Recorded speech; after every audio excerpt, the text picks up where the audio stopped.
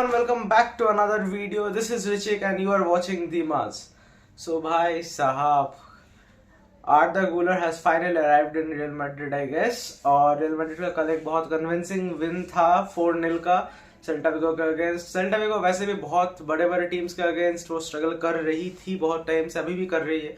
तो ये लाइक ऐसा कुछ बॉक्स ऑफिस मैच वैसा नहीं था, काइंड ऑफ एक फिलर मैच ही था अगर तुम बोलोगे. लेकिन for me, if you ask me, Rudiger का गोल या फिर वो ओन गोल जो भी था, लेकिन यार I am very happy for आर्दा गुलर. बंदे ने फाइनली आया रियल मैड्रिड, चोट की वजह से बाहर था. Finally he has come back and now he has finally scored his first goal for real Madrid. I hope that this is the first of many. लेकिन वहीं पे अगर बात करते हैं रियल मैड्रिड का, ये एक अच्छा गेम था अगर तुम कंपेयर करोगे कुछ दिन पहले जो उन्होंने खेला था चैंपियंस लीग में.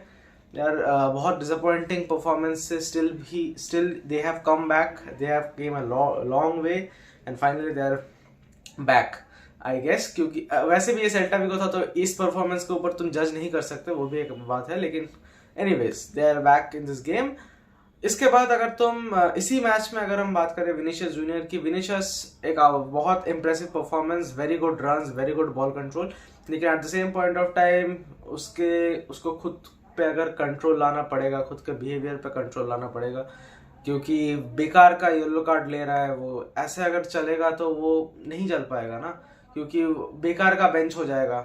अगर किसी में अभी बेलिंगम वैसे ही नहीं है, किसी मैच में अगर विनीशियस भी बाहर चला जाता है फिर वो एक और बैलेंस में प्रॉब्लम आएगा. तो इसी वजह से विनीशियस को थोड़ा ठीक से खेलना चाहिए. और Rodrigo was looked very tired.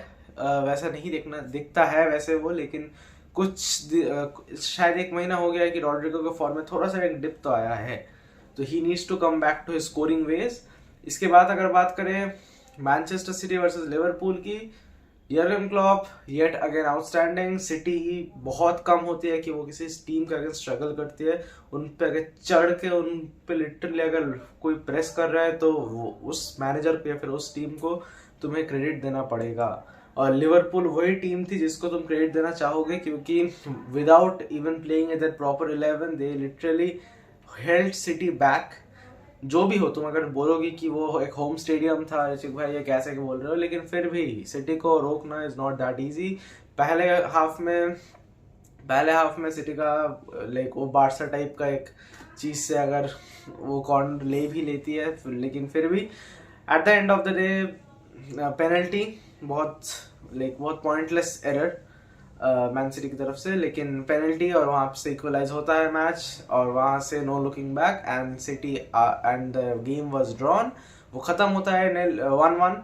और this if you ask me, I will personally miss this rivalry, क्योंकि यार Klopp and Pep outstanding rivalry. But yes, this was the last of the many. और आज है नेपोली वर्सेस बार्सिलोना का match. और मुझे नहीं पता कि इस गेम में क्या होगा.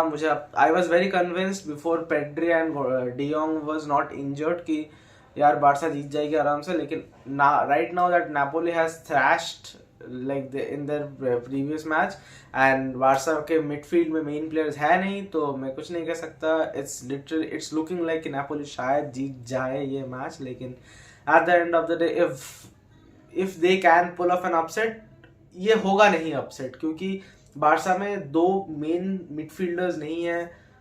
दे आर ऑफ फॉर्म टीम है. हाल ही में फॉर्म पकड़ा था, लेकिन अभी right now they are again have injured players. तीनों के तीनों मिडफील्डर्स इंजर्ड. तो I don't really know what is going to happen. शायद यमाल का भी एक बार इंजरी न्यूज आया था, लेकिन I hope that is not true. अगर ये भी सच हो जाता है तो फिर तो यार बार्सा के लिए बहुत बड़ी प्रॉब्लम है. लेकिन at the end of the day I would just say कि इस वीडियो में इतना ही था. थोड़ा ज़्यादा लेट हो गया ये वीडियो डालने में, लेकिन I am really sorry for that. But yes, that is what I have got for you guys today. I will see you guys in the next one. Do make sure you subscribe to the channel, follow me on Instagram. Reels are coming daily. So yeah, till then, bye.